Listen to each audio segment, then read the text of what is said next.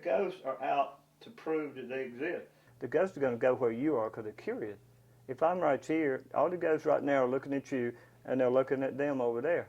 They're looking at you. Whether they do anything to you or not, they probably won't because they're curious. When we first walked into Mr. Davis's house, it was unlike anything I had ever experienced. When I first walked in, you could instantly feel the energy, and from then on, I knew that something was definitely legit about this. It doesn't really show up on the camera necessarily, but I can definitely tell you, and I know Brittany and Nick had the same experience, that there was definitely a presence that you could feel in the room. I'm not a medium, not a psychic, and I'm not, I don't get any of that stuff, but I get kind of a feel after a while about whether it's got something or not. And I'm going to try to find it. It doesn't matter whether we believe it or not, because we find something sometimes we don't think there's anything there. They were down-to-earth, real people. They were moms, dads. They had real jobs, and they, not in a crazy sense, but in a normal sense, they believed in what they were doing. I'm a Southern Baptist. I believe in heaven and hell. I believe in good and bad. But there's something out there. And me to sit here and just say that it doesn't exist because I'm a Baptist, that's just crazy. You only need one other person than me. I've got so much equipment. I could take you. We'd go something all day. I could take him. I'd take anybody and go because I got all the equipment. All you have to do is help me set it up. What you do is you get that spirit, say, well, that's a good job. We really appreciate you working with us. That's really good. And then you'll set up another one. He makes it go off. Anything they do, you give them credit for, because it ain't easy being a spirit, because really, see what he's doing? That's good. That's pretty impressive. You got the girls and guys here. They want to know what a spirit can do. So, see, trying to impress you. Yeah. What I'll do here is I'll say, what spirits are here today? Would you like to tell me who's here? And then you'll listen to the ones that are here. You got Garrick, ML.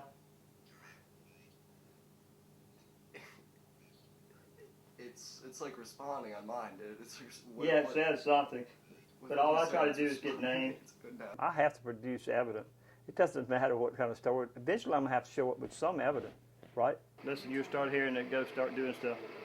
You try to whistle and he can't whistle. Then he'll start whistling, start singing, playing Amazing Grace once he figures it out. Figured out how to do it. The difference between me and other ghosts, they want to go get a random ghost. I don't want a random ghost. I want to know who the ghost is. Eventually, I want to find out who did that whistling. I'll find out sooner or later because they're going to tell me, because that's pretty good whistling, and they're going to brag on themselves when you give them praise. Out at Dingle's Mill, they know who you are. As soon as they see you coming, they're excited to see you because you're on a spirit world. Most people don't think you exist. So you can come out here and pick on 5 or 6 ghosts, and they'll talk to you. But in Gettysburg, you're talking, what, 50,000? Basically, how would you zero in? I mean, you'd have to just choose a person that you don't know who died. So just say, Will McQueen, you come out here and you set your little recorder. You get back home and you'll be listening. I said, what I'll do is I'll say, what Confederate soldier out here? What Union soldier? Then I'll say, are there any girls out here? Are there any children out here? I want to hear from you too. And then when I get back home, you'll hear somebody on there like McQueen. I'm Will McQueen, or I'm Ray so-and-so. And this guy, John Thompson, they'll come on the thing and you'll hear him in the background. And we've heard them enough to know that it's the same person over and over. This is a guy that goes by Will McQueen, and he wants to change his name from Alex on his monument. So not only is he dead, knows what's going on, he knows his name is wrong on it. How would he know that? They wouldn't know that. Nobody's ever told us that. I've talked to the Confederate guy. He said that's amazing that he could tell you that. I said he's a ghost, but he's not stupid. What we try to do, like McQueen, we wanted to confirm he was what he said he was, and he says the father was a minister. So he verified who he was by giving us his background. So not only did he confirm he was McQueen, but he told us about his family. And they can do that because you got to remember they're dead, but they got this part up here. They just don't have the other part. They can see you, they can hear you, and they can smell. We've been to houses and people cooking and they burn it. The ghost would say, "Hey, something burning in the kitchen." It's like that.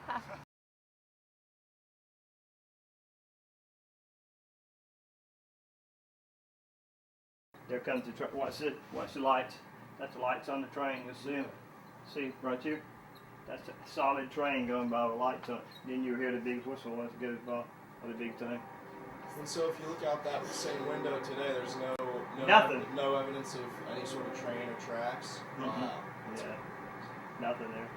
We'll go around here in our spot where the train was. That's where the train went by, second story. Antique shop where we got to get a train in. It's almost like an alternate reality type thing that he was investigating. Like, how do you explain the fact that a train with all of its lights is going by at, 3, 4 in the morning? Like, it's just completely odd. And as Mr. Davis says, he's just has the video of it. He doesn't know what it is either. I combine history and ghost hunting. Most ghost hunters just combine ghost hunting. They don't do history. I want to see who it is, and I want to know who they are, and I want to know to talk to me. Which is interesting in a way, because these people have been buried for 140, 170 years, and nobody's made contact with them yet. I'm the only one that made contact with them. And they like that. They love that. What we'll do, you know the kids out there, he's trying to, if they're over yonder or whatever, we want them to come to us. We don't have time to find them. Zach's a 9-year-old boy that stays out here. I don't know what happened to Zach. He said he was 9 years old. That's all we know.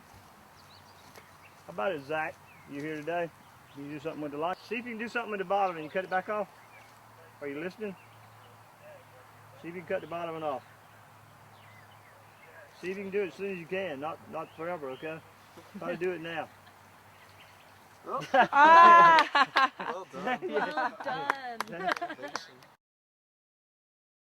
What convinced me was Mr. Davis's approach to it. He's just like, I'm a normal guy. This is my hobby. This is what I investigate. And, and he does it 110% is completely into it. So after meeting him, I'm absolutely interested in ghost hunting and was really, really happy that I went. It's a hard feel because I might get 9 out of 10 houses and I don't get anything, but on the 10th house I get a lot. So it's worth it.